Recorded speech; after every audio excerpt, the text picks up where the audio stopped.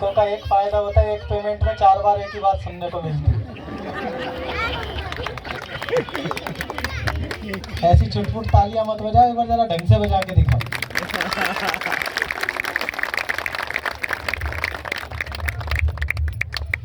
बहुत खूबसूरत मौसम है और भारत का एक ऐसा प्रांत जिसे उत्सव धर्मी प्रांत कहा जाता है, वहाँ नवरात्रि के तुरंत बाद हम लोगों को आना मिला है, तो हम ये मान के चलते हैं कि आज हमारा भी एक सौभाग्य है जो हम आपके बीच खड़े हैं।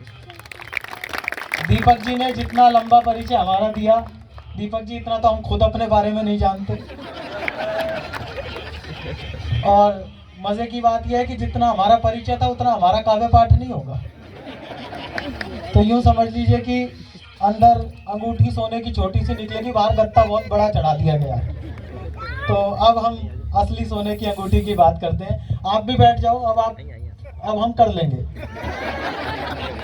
ये सब लोग सुबह तो हमें ये जता रहे थे कि हमारे सुरक्षा में खड़े हैं, हमारी चिंता में खड़े हैं। मुझे पता था कि कवि जब आते हैं तो लोगों को टाउनशिप की चिंता होती है, तो टाउनशिप्स को हमसे बचाने के लिए इन्होंने सुबह से हमें 1 मिनट के लिए भी अकेला नहीं छोड़ा। इसके लिए आप इनके लिए एक बार जोरदार तालियां बजा दीजिए।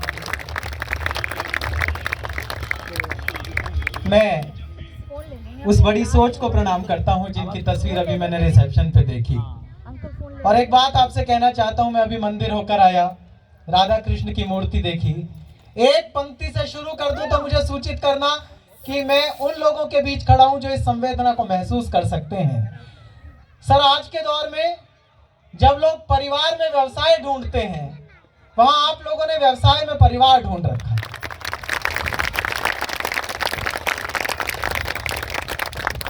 और जहां सोच इतनी पारिवारिक हो, वहां पर मुनाफा घाटा ये सब चीजें गौण हो जाती हैं।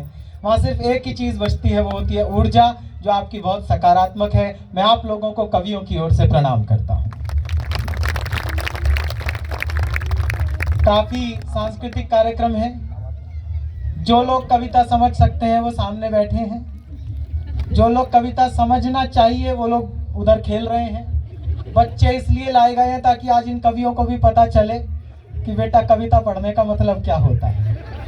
हम रोज जाते हैं, बड़े व्यवस्थित से लोग बैठे हुए होते हैं।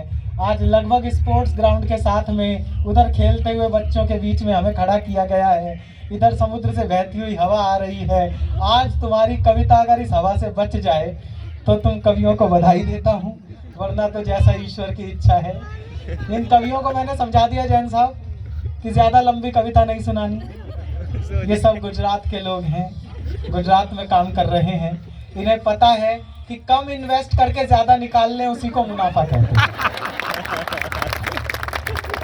वो बाबा तुलसीदास इतनी लंबी चौड़ी रामचरितमानस लिख कर गए। त्रिपाठी जी, मेरे दादाजी 6 पंक्ति में सुना दिया करते थे। 6 पंक्ति में पूरी राम कथा सुना दूं तो ये खाली कुर्सियों के हिस्से की भी तालियां उठाना, कवि सम्मेलन शुरू करना। 6 पंक्ति में राम कथा सुनो, मैंने अपने दादाजी से सुनी है, आप तक पहुंचाता हूं कि एक राम एक रावन्ना, वो छत्री वो वामन्ना, वाने वा की सिया चुराई, वाने वा की लंक जराई, राम ने रावण मारन्ना, इतनी सी थी बातन्ना, तुलसी लिख गए पोथन्ना।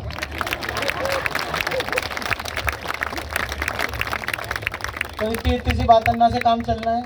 बहुत खूबसूरत शाम है, ठहाकों का महोत्सव होगा, लेकिन उससे पहले, क्योंकि हमें यहाँ लाने से पहले मंदिर के प्रांगण तक ले जाया गया, तो मैं चाहता हूँ कि हम ठहाकों के द्वार तक पहुँचने से पहले अर्चना के कुछ क्षण जी लें। मैं माँ सरस्वती की वंदना के लिए उन्हें बुलाता हूँ जिनके परिचय में ये बता दिया गया है कि वे अभियांत्रिकी से हैं, वे अभियंता हैं और इस समय अपनी पूरी कार्मिक ऊर्जा अभियांत्रिकी के क्षेत्र में लगाई हुई है और अपनी पूरी मानसिक ऊर्जा सृजन के क्षेत्र में लगाए हुए हैं।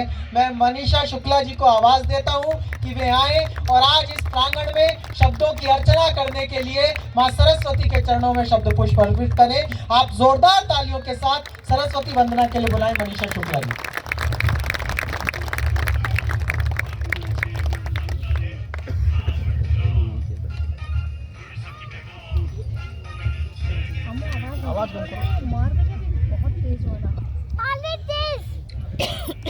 माँ सरस्वती को प्रणाम करती हूँ, सम्मानित मंच को प्रणाम करती हूँ। और साइंस के बीच संवेदनाएं संभालने वाले रिलायंस परिवार को मंच की ओर से प्रणाम करती हूँ। वाह! सरस्वती वंदना के लिए आदेश हुआ है।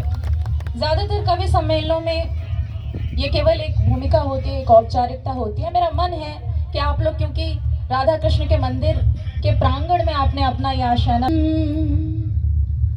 शब्द की आरती व्याकरण के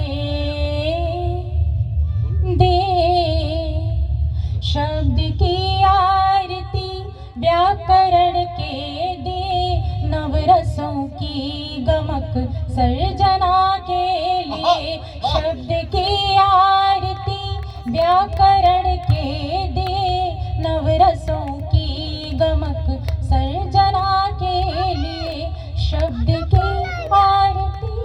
और सरस्वती के क्या क्या रूप होते हैं? कंठ में जा बसी तो स्वरा हो गई, क्या कहने? कंठ में जा बसी तो स्वरा हो गई, लेखनी में ढली अक्षरा हो गई, लेखनी में ढली अक्षरा हो गई, लेखनी में ढली अक्षरा हो गई।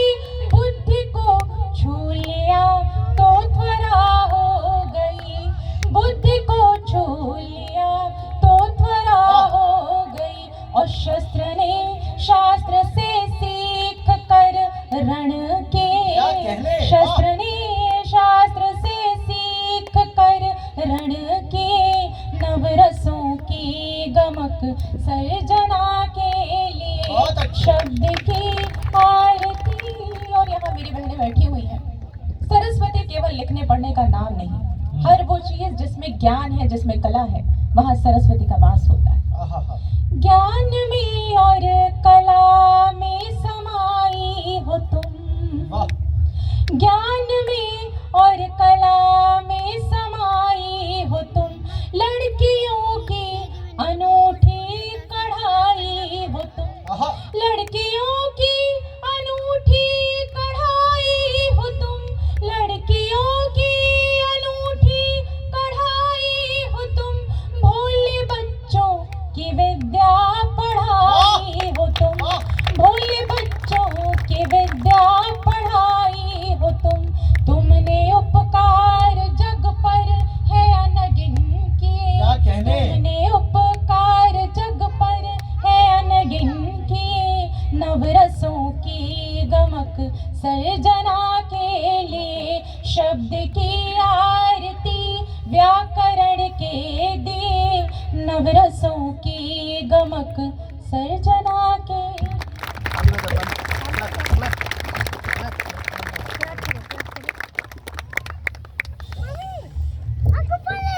माँ सरस्वती की अर्चना के क्षणों में आप लोगों ने पूरा साथ दिया, मैं आपका आभार व्यक्त करता हूँ। और अब आइए कवि सम्मेलन की शुरुआत करते हैं।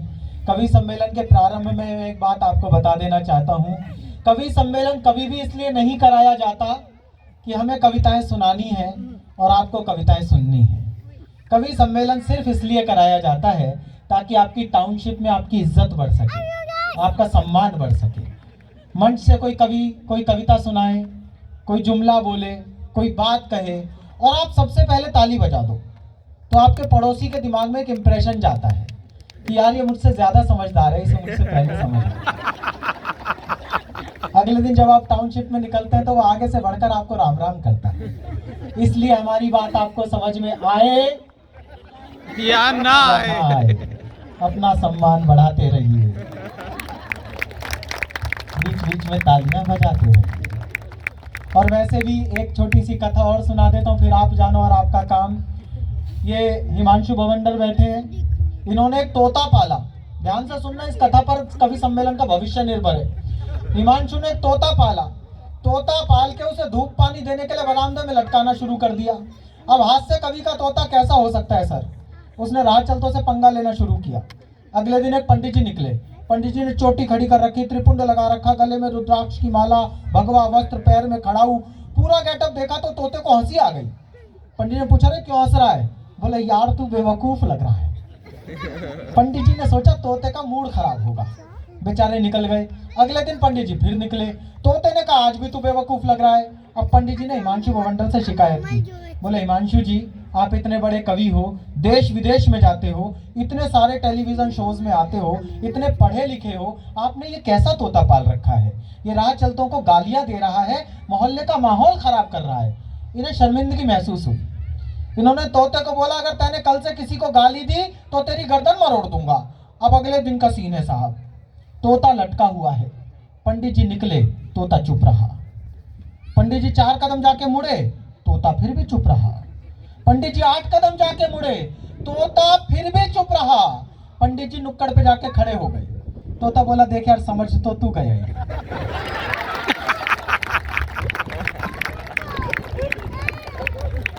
तो पूरा मामला समझदारी का है। कविता पाठ करते हुए मंच का कोई भी तोता या तोती अचानक रुककर आपकी ओर देखने लगे तो आप लोग भी समझ जाएं कि आप लोगों को प्रतिक्रिया देनी है।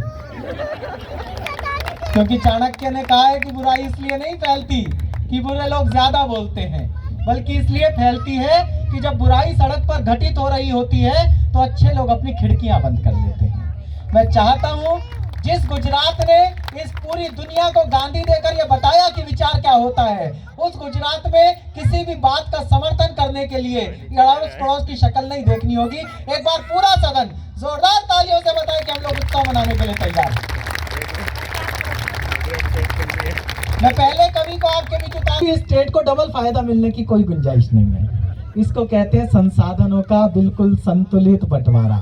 तो आप लोग इस मामले में दक्ष हैं सर। और पिछले दिनों सर एक गाना आया था, आप लोगों से ज्यादा व्यापार करना कौन जानता है। पिछले दिनों एक गाना आया था, दिल्ली गई कुड़ी गुजरात की, दिल्ली गई कुड़ी गुजरात की। मैंने कहा फिर क्या हुआ? बोले बेच दिया। तो आप लोग व्यापार करना जानते हैं, इसलिए मैं एक ऐसे व्यक्ति को आपके बीच बुला रहा हूं जिसने ठहाकों का व्यापार किया है, जिसने आंसुओं के किस्मत में मुस्कुराहट लिखनी सीखी है। 4 पंक्तियां उसके नाम करता हूं। हिमांशु बवंडर, ओपनर बैट्समैन इस टीम का। 4 पंक्तियां अंजुम रहबर जी ने कभी लिखी कि अपने जख्मों को भी आईना बनाया हमने, आपको हंसता हुआ चेहरा दिखाने के लिए। इतना आसान नहीं खुद का तमाशा करना, कलेजा चाहिए औरों को हंसाने के लिए। जिसके पास दुनिया को हंसाने का कलेजा है, जोरदार तालियों में गूंजे ये नाम, हिमांशु बवंडर।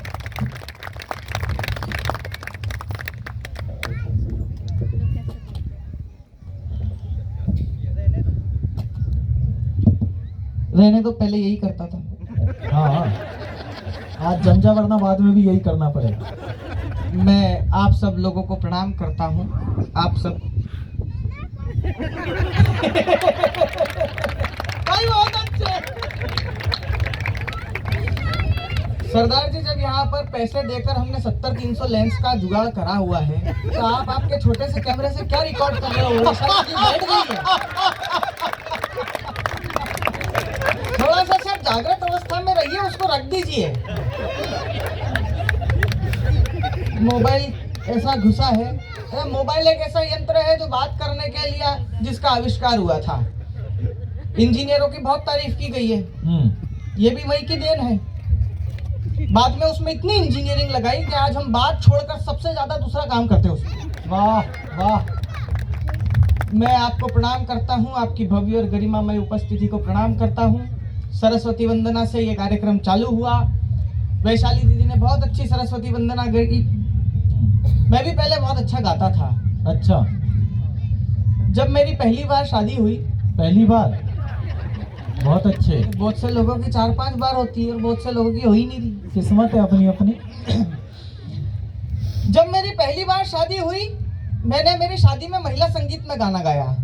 पीछे से गधा चिल्लाने लगा तो मैंने ससुर जी को टोका। मैंने कहा ससुर जी इस गधे को चुप कराइए। ससुर जी तुरंत बोले वो भी यही बोल रहा है।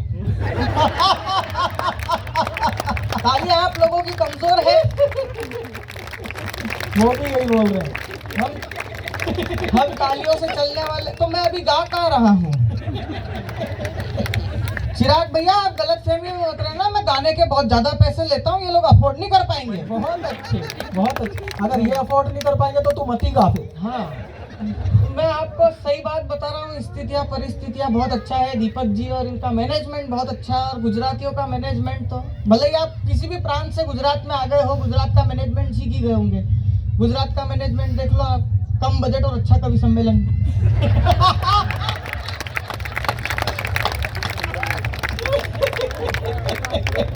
मतलब दीपक जी ने इतना शानदार मैनेजमेंट कर रखा था, हमको इतना परेशान किया व्यक्तिगत रूप से मुझे। मैं मूल रूप से उज्जैन का हूँ, लेकिन अभी कुछ टाइम से मुंबई रह रहा हूँ। सुबह 8 बजे फोन करके पूछते हिमांशु क्या कर रहे हो? मैंने कहा मैं शूट के लिए निकल रहा हूँ। बोले आप? मैंने कहा मैं बिल्कुल 1 तारीख को आ जाऊंगा। दोपहर को 2 बजे मैंने, भाई साहब अभी लंच ब्रेक हुआ है, फिर वापस शूट कंटिन्यू होगा। 1 तारीख मैंने कहा बिल्कुल आ जाऊंगा। 8 बजे पूछा, बोले हिमांशु क्या कर रहे हो? मैंने कहा भाई साहब मैं ब्राह्मण का बच्चा हूँ, नहा धो के संध्या करने की तैयारी है। मैंने कहा मैं 1 तारीख को आ जाऊंगा, आप चिंता मत कीजिए। रात को 2:30 बजे और सवाल यही, क्या कर रहे हो? मैंने कहा मैं भाई साहब अपनी घरवाली को सत्यनारायण भगवान की कथा सुना रहा हूं। और आपको भी सुननी हो तो आप तुरंत चले आओ, क्योंकि अभी उसमें लीलावती और कलावती वाला अध्याय आया नहीं है। तो बस ये हंसते रहिए, आप मुस्कुराते रहिए, आप कुछ भी खरीद सकते हैं, आप हंसी नहीं खरीद सकते। क्योंकि ऐसा कहते हैं मित्रों कि laughter is the best medicine. पर एक बात ध्यान रखिए, ये मात्र एक ऐसी दवाई है जो दुनिया का कोई डॉक्टर या केमिस्ट आपको नहीं दे सकता। क्या कहने, वाह वाह। इसलिए हम लोग कहते हैं कि मौज लो, रोज लो, और ना मिले तो खोज लो। क्योंकि कहते हैं जिसकी मस्ती जिंदा है उसकी हस्ती जिंदा है। और कुछ नालायकों को देखकर लगता है कमबख्त ये जबरदस्ती जिंदा है।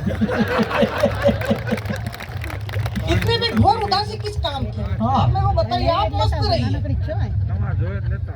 स्थितियां परिस्थितियां कहीं भी विकट हो सकती है, और हाथ से कहीं से भी उत्पन्न हो सकता है। जब मेरा गाने में काम नहीं चला तो मैं पढ़ाने निकला। ओहो, ये बच्चे यहाँ खेल रहे हैं, ये देश का भविष्य है, लेकिन हमारा वर्तमान खराब कर सकते हैं। मैं पढ़ाने निकला, यकीन मानिए सर, इस देश में 1990 तक बच्चे पैदा हुए हैं, उसके बाद डायरेक्ट बाप हो रहे हैं।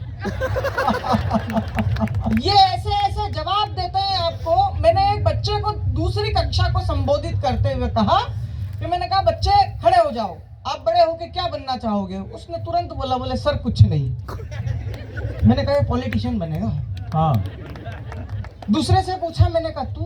बोले सर मैं चांद पे जाऊंगा। मैंने पहले को टोका, मैंने कहा देख इसकी जीजी विशा, एंथुसियाज्म देख इसका, ये बड़ा होके चांद पे जाएगा। वो तुरंत बोले सर ये ठीक से इसके पापा पे तो गया नहीं।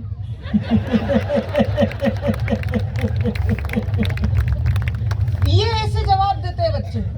मेरा दोस्त है विनोद शुक्ला, थोड़ा सा कंजूस आदमी है।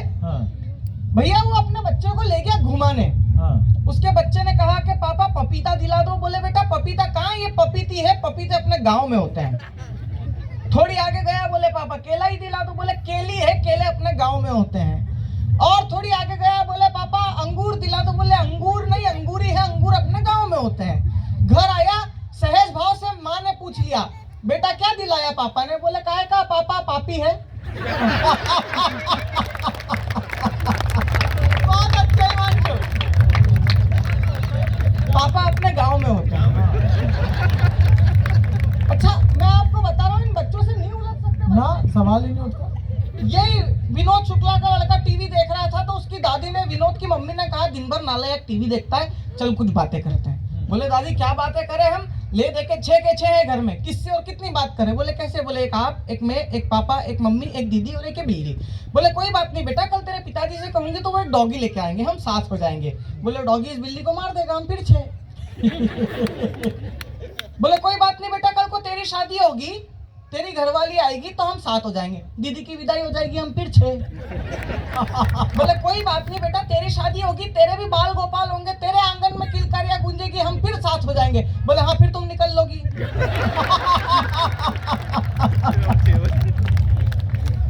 फिर 6। दादी ने बोला जान आले तू टीवी देख, उसमें ही सार है। ये मेरा यहाँ पर भी काम नहीं हुआ। मैं बता रहा हूँ ना, कोई हम लोगों के बारे में नहीं सोच रहा। आत्मनिर्भर भारत, आत्मनिर्भर भारत। विनोद शुक्ला को एक दिन चस्का लगा, बोला आत्मनिर्भर भारत, मैं कमाता हूँ और खाने के लिए मेरी घरवाली पे डिपेंड रहूं। गया किचन में, 4 ब्रेड सेके। एक नई बात सुना रहा हूं मैं, सुन लेगा। 4 ब्रेड सेके, हरी चटनी के साथ खा गया। अब आधे घंटे से भाभी चिल्ला रही है मेहंदी भिगो के रखी थी।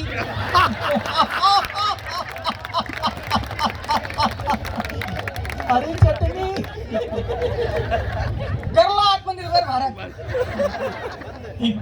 पिछले दिनों मैं और यही विनोद शुक्ला हम बस में चल रहे हैं। बस में एक खूबसूरत लड़की बैठी तो विनोद ने मुझे कोनी मारी और बोले वहां बैठ जा। मैं दूसरी सीट पे जाके बैठा। एक समय बाद वो यात्रा इस मुकाम पे पहुंची कि विनोद ने और उस लड़की ने एक दूसरे के नंबर एक्सचेंज करे। तो जैसे ही विनोद ने, तो लड़की ने विनोद का नंबर सेव किया। जैसे ही विनोद उसका नंबर सेव करने वाला था, मोबाइल की बैटरी डाउन हो गई।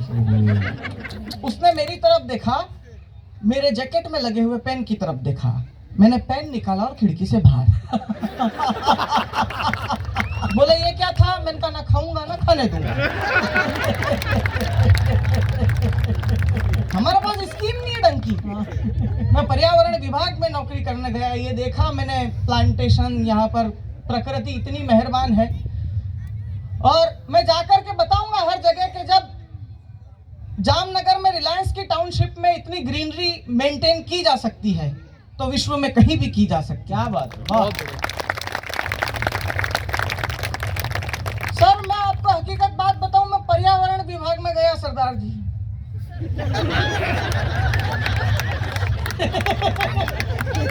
ये कौन सी बात है? देखिए मित्रों, मैं आपको एक बात बताता हूं। मैं 2016 से स्टैंड अप कॉमेडी और हास्य कवि सम्मेलन कर रहा हूं, लेकिन मैं आदरणीय पद्मश्री दुबे जी की उपस्थिति में ये बोलता हूं कि मैंने आज तक वीर जी कभी किसी सरदार के ऊपर चुटकुला नहीं पढ़ा। Thank you sir. बढ़िया। मैंने इसलिए नहीं पढ़ा क्योंकि जब ये कैप्टन और मेजर बनकर देश पे खड़े रहते हैं ना,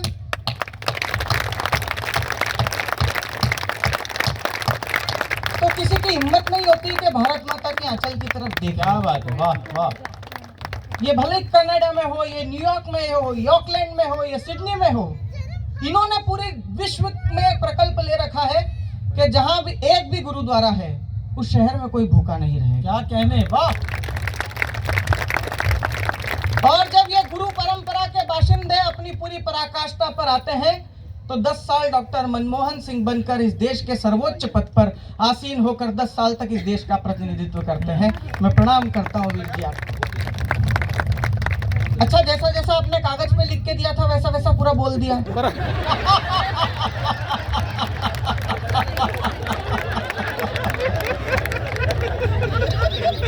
अब इसके एवज में जो अपने 2100 रुपए अलग से तय हुए।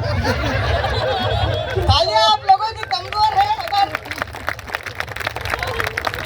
मैं बता रहा हूँ आपको, बहुत हंसा के जाएंगे हम लोग। एक खूबसूरत शाम ये जामनगर की टाउनशिप जिएगी, है ना। हर जगह कंफ्यूजन होता है मैडम। अब देखो स्टेट ड्राई,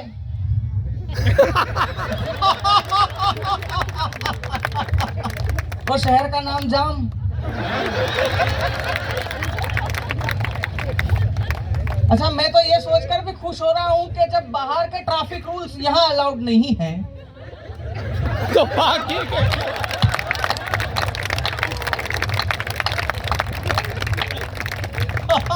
मस्ती से जियो। मैं बता रहा हूँ ना, हर जगह दुविधा हो जाती है मेरे साथ में। जब मेरे पास में कुछ नहीं बचा, मैं पर्यावरण विभाग में नौकरी करने गया। विश्व पर्यावरण दिवस के दिन सबने पौधे लगाए, मैंने भी पौधे लगाए। मुझे पुलिस वाले पकड़ के ले गए। अच्छा, दुबे जी 5 तारीख हो गई है। मजिस्ट्रेट साहब को समझा समझा के थक गया हूँ कि साहब गांजे और भांग के पौधे भी पौधे ही होते हैं। सब मस्ती से चल रहा है, सब मस्ती से चलेगा। काफी सात्विक आदमी है। मैं बहुत सात्विक आदमी हूँ भाई साहब। मेरे तो तोते भी सात्विक है, आपको क्या मालूम? आपने एक ही देखा। अच्छा, मेरे पास 2 और है। अच्छा, मेरे पास 2 तोते। मेरा एक दोस्त है, उसको हरिद्वार जाना था, उसके यहाँ एक तोती थी। ओहो, बोले कहाँ रखूं यार? मैंने कहा मेरे तोतों के साथ रख दे। बोले नहीं। मैंने कहा बेटा बहुत संस्कारी है, आके देख। एक रामचरितमानस की चौपाई बोलता है, एक गीता का श्लोक बोलता है। उसने देखा, वो प्रसन्न हो गया। बोले हाँ यार, मेरी तोती तेरे तोतों के साथ रहकर थोड़ी सी संस्कारी हो जाएगी। जैसे ही पिंजरा खोला, तोती छोड़ी, एक ने दूसरे को कोनी मारी, बोले पूजा बंद कर, दुआ कबूल हो गई।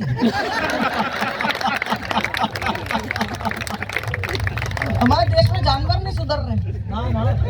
मैं आपको एक चीज बता देना चाहता हूँ, मुझे एक ही दिक्कत है, सरकार कोई किसी पार्टी की हो, देश का प्रतिनिधित्व कोई करे, मेरे को कोई मतलब नहीं।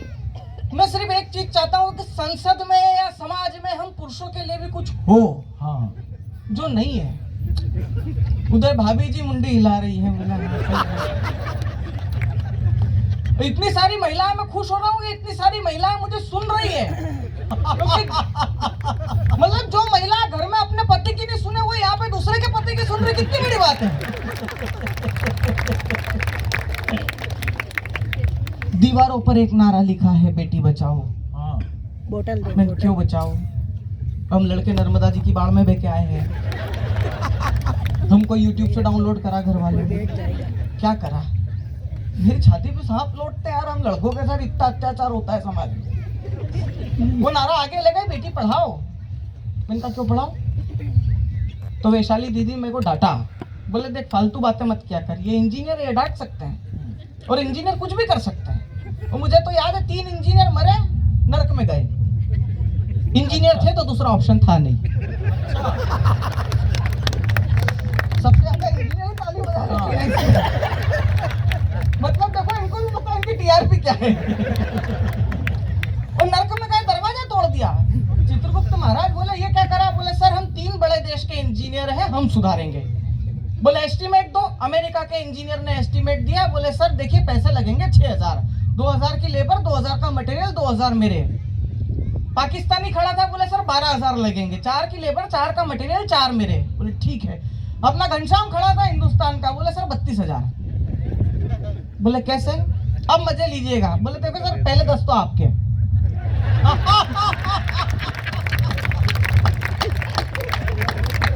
दूसरे 10 मेरे।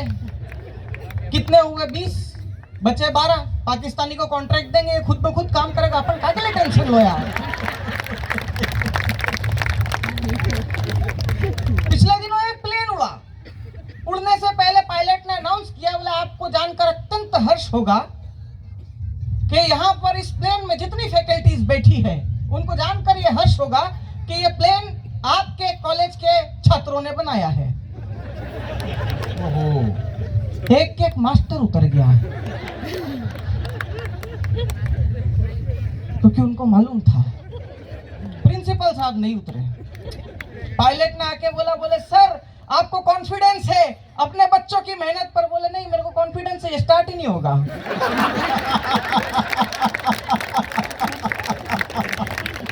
बहुत अच्छे।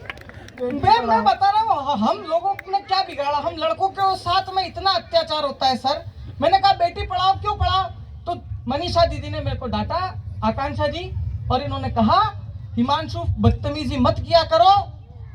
इस देश में एक लड़की पढ़ लेती है तो परिवार के 4 लोगों को शिक्षित करके छोड़ती है। शानदार। अरे सरदार जी शानदार नहीं, उसके पीछे जो कॉलेज के 40 लड़के फेल होते हैं। हम हमारा दुखड़ा लेके किसके पास जाए?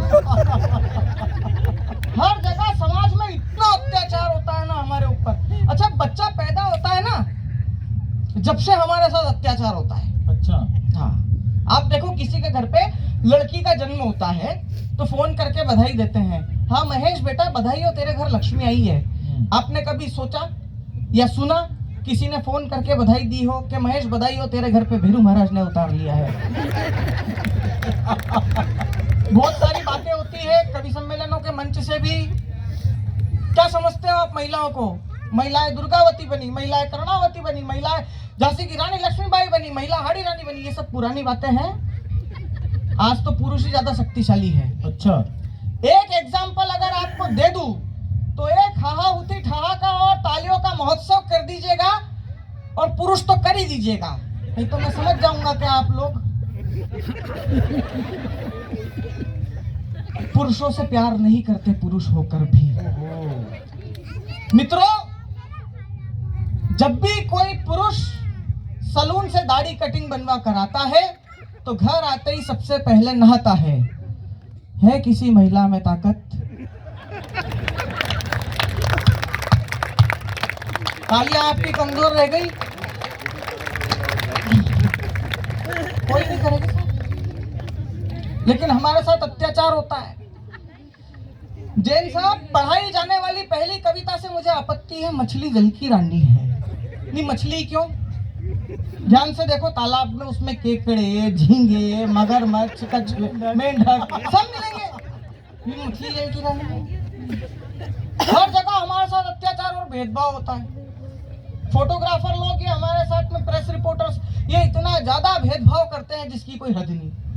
आप देखिए कि राजकोट में किसी चौराहे पे मई के महीने में 4 लड़कियां दुपट्टा बांध के निकले, ये फोटो खींचते हैं, दूसरे दिन अखबार में छापते हैं। चिलचिलाती धूप से खुद को बचाती युवतियां। एक लड़का बेचारा डिहाइड्रेट होकर सनबर्न के मारे चक्कर खा के गिर जाए, ये फोटो खींचेंगे, दूसरे दिन पेपर में छापेंगे, नीचे लिखेंगे नशे में धुत जवानी। बहुत अच्छे बात, एक बार तालियां मिलके बजाइए, बढ़िया। आहा, अच्छा होता है। बहुत पीड़ा होती है सर, हमने क्या करा।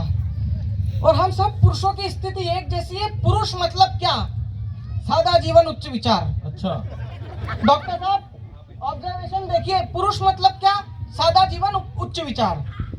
चिराग भैया, हाँ। एक सफेद शर्ट, एक काली पैंट पे पूरा जीवन निकालने वाला एक गरीब भोला पुरुष। ओहो, गरीब।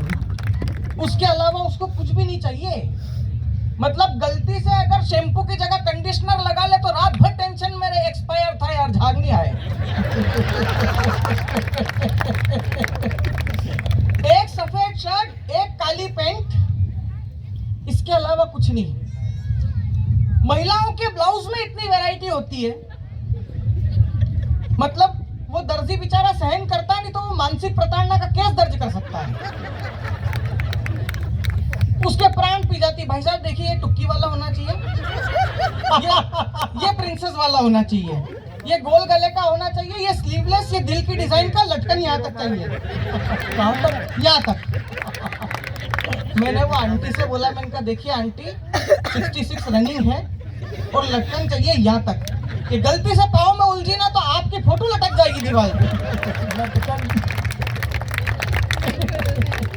हम किसी से कुछ नहीं मांगते। हमारे ऊपर इल्जाम लगाया जाता है कि हम पुरुष बहुत पैसा खर्च करते हैं। नहीं, हम फाइनेंस मैनेजमेंट के सबसे बड़े पुरोधा हैं। हम 100 रुपए लेके सैलून पे जाते हैं, 30 रुपए में पूरी दाढ़ी बनती है, 30 रुपए में पूरी दाढ़ी बनती है, 50 रुपए में बाल, अगर बचे हो तो। हाँ, बहुत अच्छे। पीछे बचे 20 रुपए, चौराहे पे 4 दोस्त 5 रुपए कट के हिसाब से चाय पी लेते हैं। हाँ। महिलाएं घर से निकलती 250 रुपए लेके।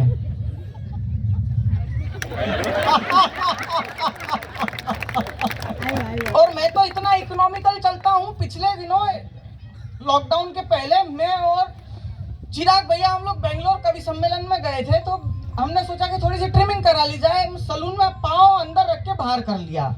चिराग भैया बोलते दाढ़ी कट, मैंने कहा नहीं करनी, शेविंग और कटिंग दोनों नहीं। क्यों? मैंने कहा भैया अभी अभी एक बारीक पंच दे रहा हूँ, समझ जाना, अंदर तक प्रफुल्लित हो जाओगे। बोले क्यों? मैंने कहा भैया अभी अभी गांव से छोटे भाई का फोन आया है। तो चिराग भैया ने पूछा, बोले क्या बोला वो? मैंने कहा उसने बताया गांव में ताऊ जी की तबीयत बहुत खराब हो गई है।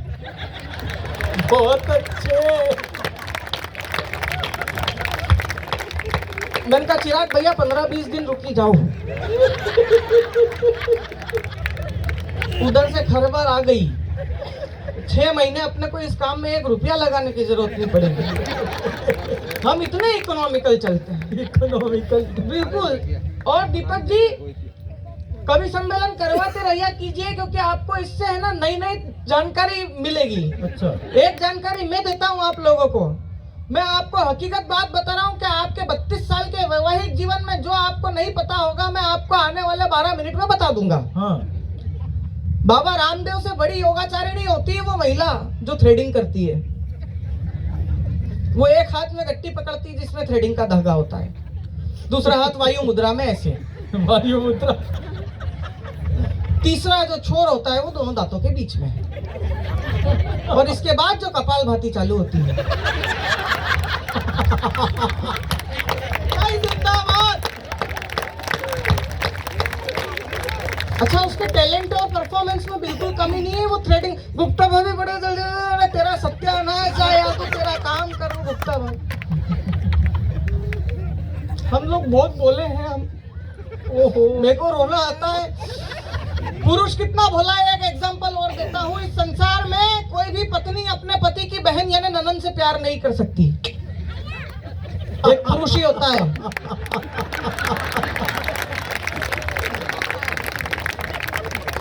मैं आपको एक एग्जांपल और ऑब्जर्वेशन और देता हूं कि आप अहमदाबाद के किसी मल्टी स्पेशलिटी हॉस्पिटल में 85 साल के बुजुर्ग एडमिट हैं आईसीयू में।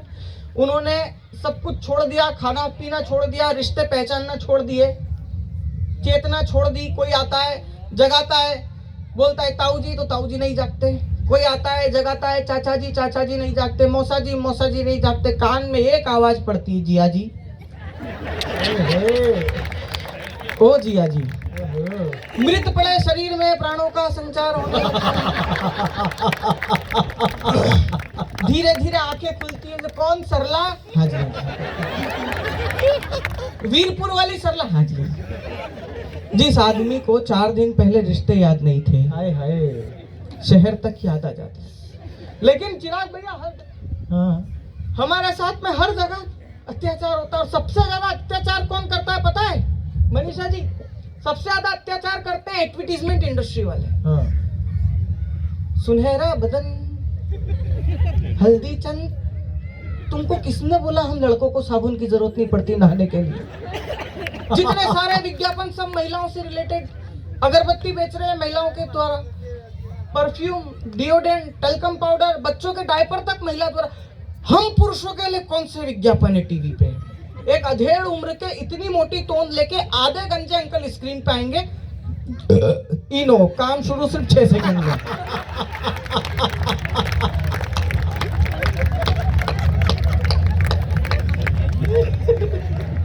दांत खाद खुजली से निजात पाइए 20 दिनों में। ये हमारे लिए, मतलब आप देखो, एक दरवाजा खुलता है, वो महिला रिश्तेदार के पैर छूती है, दूसरा तीसरा चौथा, आ कमर, पीछे से बैकग्राउंड में आवाज आती, मुंह आह से आह तक। हम लड़कों की कमर भगवान ने अंबुजा सीमेंट से बना के भेजी। हम पुरुषों की कमर में दर्द नहीं हो सकता। संसद भवन में बोल रहे हैं, बोले वी वांट 50% रिजर्वेशन, हम पुरुषों से कंधे से कंधा मिला के चलेंगे। अरे भाई चलो, it is not a problem at all. ओहो, लेकिन जब घर में लाल सिलेंडर उठाने की बारी आती है तो पुरुषों का ही कंधा याद आता है। हाँ, बहुत अच्छे। हाँ, मेरी छाती में सांप लौटते, हमने क्या बिगाड़ा किसी? हमारे बारे में कोई भी नहीं सोचता। हाँ। पिछले दिनों मेरे ससुर जी का फोन आया, बोले हिमांशु जी क्या कर रहे हो? मैंने कहा सहन। मैंने पापा जी ये क्या बला छोड़ रखी है, छाती पे पैर ताने तनी रहती। उधर से ससुर जी इमोशनल हो गए, बोले बेटा मेरे बारे में सोच, मैं तो इसकी भी माँ के साथ निभा रहा हूँ। यार फेसबुक पे पापा की परिया बन के बैठी हुई है, हम कौन बाप के चमगादड़ धरे हैं घर में? आइए आ जाओ, तुम भी कविता पढ़ोगे? हाँ, मैंने बोला था ना देश का भविष्य होंगे, लेकिन मेरा वर्तमान खराब कर देंगे। ये जिस भी पांडुलिपि के पन्ने हैं, इनके मूल प्रकाशकों से मेरा निवेदन है कि बहुत अच्छे, बहुत अच्छे, थैंक यू सर। अगले का कॉन्फिडेंस देख।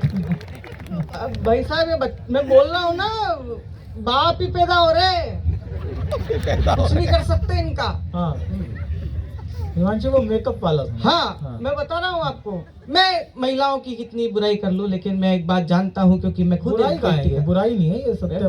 मैं खुद एक बेटी का पिता हूँ, तो मैं एक बात जानता हूँ कि मरुस्थल में मीठे पानी के कूप सी होती है, बेटियां साक्षात लक्ष्मी के रूप सी होती है। वाह वाह वाह वाह। पर मेरी दिक्कत ये भी है कि ये लक्ष्मी का रूप मुझे मेरी खुद की बेटी में दिखता है।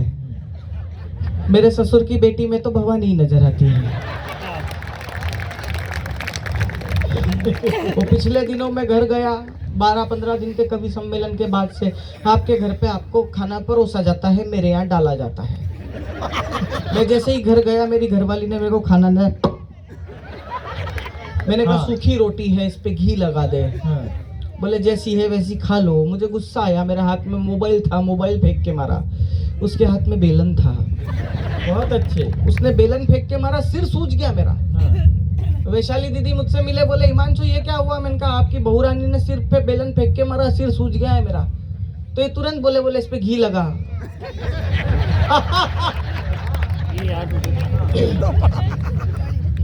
इनका डेकोरम होता है। वो बोलते हैं ना विमेन आर इनबॉर्न मैनेजर। पूरा ऊपर से लेकर नीचे तक डेकोरम मेंटेन होता है। किसी बुजुर्ग को देखने हॉस्पिटल में जाएंगी तो ऊपर से लेकर नीचे तक डेकोरम मेंटेन करके जाएंगी।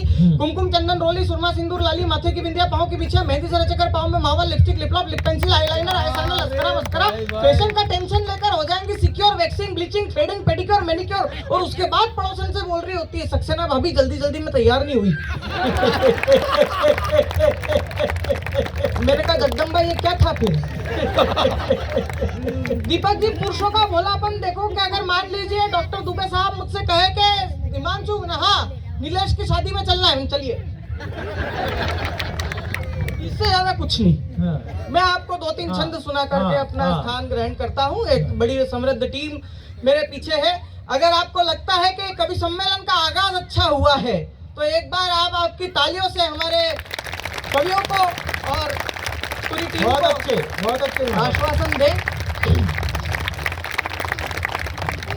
एक इशारा करता हूँ हल्का सा, क्योंकि होली की मस्ती है, 1 महीने तक मनाई जाती है और आज अप्रैल फूल है। और आपको बिना बेवकूफ बनाए, आपको सत्य दिखाते हुए मैंने आपको हंसाया है। सुन देवदास मत रही हो उदास यार, तेरी पारो पगले 1000 खाने लगी है। और जिस पान वाले से तू पान खाया करता था, उसी पान वाले से उधार खाने लगी है। बहुत अच्छे। जिसको समझ के गाय पूजा करता था, मेरे यार मार के शिकार खाने लगी है। और जिसकी वजह से मेरे दोस्त दारू पी रहा है, वो किसी के कारण अचार खाने लगी है। बहुत अच्छे, बहुत अच्छे, बहुत अच्छे। काहे का आतंक, एक पुरुष की स्थिति बताता हूँ। काहे का आतंकवाद बम से बड़े है गम, जिंदगी हमारी ये भूचाल जैसी हो गई। फटा पेंट, फटी जेब और गाड़ी की सीट फटी, नित नए भूकंप बवाल जैसी हो गई। तनख्वाह हमारी किस्त ही खा जाती सारी, लंगड़ा सी चल रही लंगड़ी चाल जैसी हो गई। और ना मुसीबत जा रही है ना बबीता आ रही है, जिंदगी हमारी जेठालाल जैसी हो गई। बहुत अच्छे, बहुत अच्छे। 2 छंद आपको होली के सुना और उसके बाद अपना स्थान ग्रहण करता हूँ। मैं बेंगलोर था, होली का दिन था। मैंने अपनी घरवाली को फोन किया तो उसने मुझे डांटा, बोला आप इतनी दूर हो, मैं होली की शुभकामनाएं लूं, उसका क्या करूं। मैंने एक छंद लिखा कि कारी कारी कजरारी, प्यारी प्यारी आंखें हैं पर खारी खारी है जुबान, गोरी किस काम की। और रति का श्रृंगार और मेनका का सार, किंतु कोरी कोरी रूप की तिजोरी किस काम की। वाह। और रेशम की सूत की कपास की अनेह की हो, प्रीत में न बांध पाए डोरी किस काम की। और तेरे रंग में न रंगू मेरे रंग, तू न रंगे बावरी वो फागुन की होरी किस काम की। अंतिम 8 लाइनें। हम होली कैसे खेलते हैं, स्वागत। होली कैसे खेलते हैं, एक एक व्यक्ति जो कविता की आस प्यास और विश्वास लिए यहाँ बैठा है, इन तालियों पर, इन पंक्तियों पर सर्वाधिक तालियां आपकी चाहता हूँ और अपना स्थान ग्रहण करता हूँ। सुनिए कि होली की है हुड़दंग, मन में बज मृदंग, रंग बिना भंग में खुमारी किसी और की। बाल्टी में घुला हुआ लाल काला हरा रंग, लोटा किसी और का है, झारी किसी और की। और क्या बताएं यार, इतना ही जान लो के गाड़ी किसी और की, सवारी किसी और की। और होली खेलने का मजा तब बढ़ जाता जब रंग किसी का हो, पिचकारी किसी और की। बहुत अच्छे, बहुत अच्छे, बहुत अच्छे। बहुत बहुत धन्यवाद, बहुत बहुत आभार।